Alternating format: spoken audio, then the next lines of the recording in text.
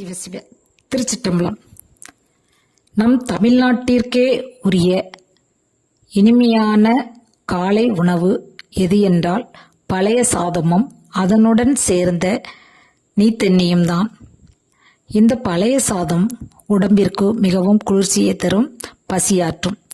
நீத்தண்ணி tea காஃபியை மறக்கச் செய்யும். இந்த பழைய சாதத்தை பற்றி பாடல் இயற்றி பாடியுள்ளேன், கேட்டு மகிழுங்கள். சாப்பிட்டு பாருங்களேன் பழைய சாதத்தினை, சாப்பிட்டு பாருங்களேன் பழைய சாதத்தினை, நேற்று வைத்த சோறு என கூப்பிட்டு சொல்லுங்களேன், நேற்று வைத்த சோறு என கூப்பிட்டு சொல்லுங்களேன். ஆங்கிலக்காரனிடம் என்றும் இனிமையான பழைய சோறு என்று என் முன்னோர்கள் சொன்ன பானம் பழைய நீத்தண்ணியே. சாப்பிட்டு பாருங்களேன் பழைய சாதத்தினை, நேற்று வைத்த சோறு என கூப்பிட்டு சொல்லுங்களேன். ஆங்கிலக்காரனிடம் இதற்கு என்ன ஊறுகாயும் உண்டு, பல துவையலும் உண்டு. சாப்பிட்டு பாருங்களேன் பழைய சாதத்தினை, நேற்று வைத்த சோறு என கூப்பிட்டு சொல்லுங்களேன். ஆங்கிலக்காரனிடம்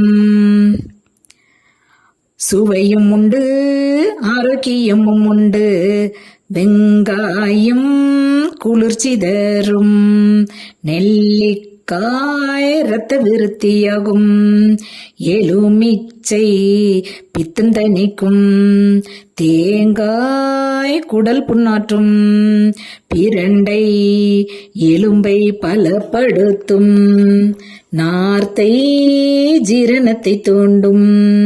சாப்பிட்டு பாருங்களேன் பழைய சாதத்தினை, நேற்று வைத்த சோறு என கூப்பிட்டு சொல்லுங்களேன்.